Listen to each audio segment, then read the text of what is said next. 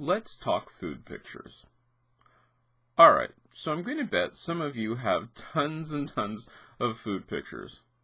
Alright, maybe not that many of you, maybe it's just me, I have tons and tons of food pictures. But are food pictures something that you should take? Well, yeah, probably. Here's why. We all love, wasn't that great meal that we had? That was so good. And it's sort of nice to save those memories. That is true. But the question becomes, do you need 30 pictures of the same meal? Do you need 30 pictures of the same meal that's been eaten? No, probably not. They're not as attractive as the meal goes on. But presentation is wonderful. And if you can capture the presentation, the setting of the table, that sort of thing with your pictures, yes, food pictures are great. Now, if you can't, like if it's obtrusive or you're doing some sort of flash photography in a restaurant, that's annoying. So don't do that. But capturing the meal is really entertaining. It's great. Capturing people eating, not so much. Don't do that. It's mean. Do I do that? Oh yeah, there's a person who I did that to all the time, and she would kill me as I would post the pictures on Facebook, and it was a fun little game. But no, try not to do that. Capturing food pictures can be interesting. Now, the food pictures that I use on this channel, everybody asks, are they retouched? And I can honestly say they are somewhat retouched.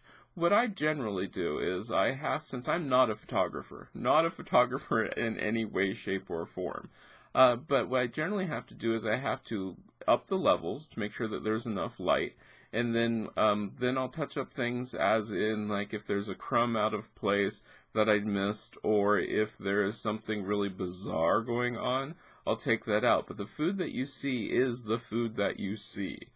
So, is it touched up? Sometimes I'll remove crumbs from something, or if I did have a cake that split, I think, the picture of it, I hadn't noticed that there was a huge split in the center of the icing, but then I did touch that up. Other than that, what you see is what you get. So my food pictures are unaltered, and people ask, well, how do you get them so crisp and clear? I photograph in something which is known as RAW, which gives me the most digital information that I can out of a picture.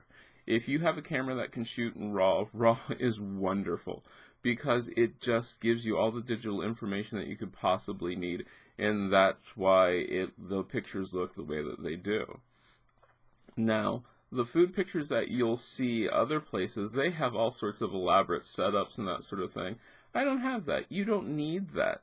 That's what's pretty cool. But I do want to stress, after you get done with your food pictures, and that's what I really want to hit on, how many of these pictures are you going to need to keep? Because I have pictures, tons and tons of pictures of different things that I've made in different angles, and I'm going to go through sometime really soon, probably this weekend, and get rid of those pictures because I don't need a lot of those pictures. I'm going to move them onto a different hard drive, which I'm then going to save as food pictures. Put the time, the date, the recipe, and everything that I could possibly need with those food pictures, so that way I have all that information right there at hand and everybody's happy. So, what am I saying about your food pictures? Take food pictures. Food pictures are great. Don't be obtrusive.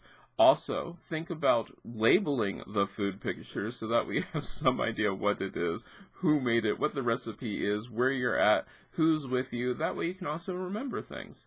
That will help you with your pictures. I'm CM Coleman, and I hope you've enjoyed this video. If you did, please click like. Also, you can favorite and share it on social media. Don't forget to check out my other channels, CM Coleman Home, CM Coleman Daily, and CM Coleman Games. Once again, I'm CM Coleman, and make yourself at home.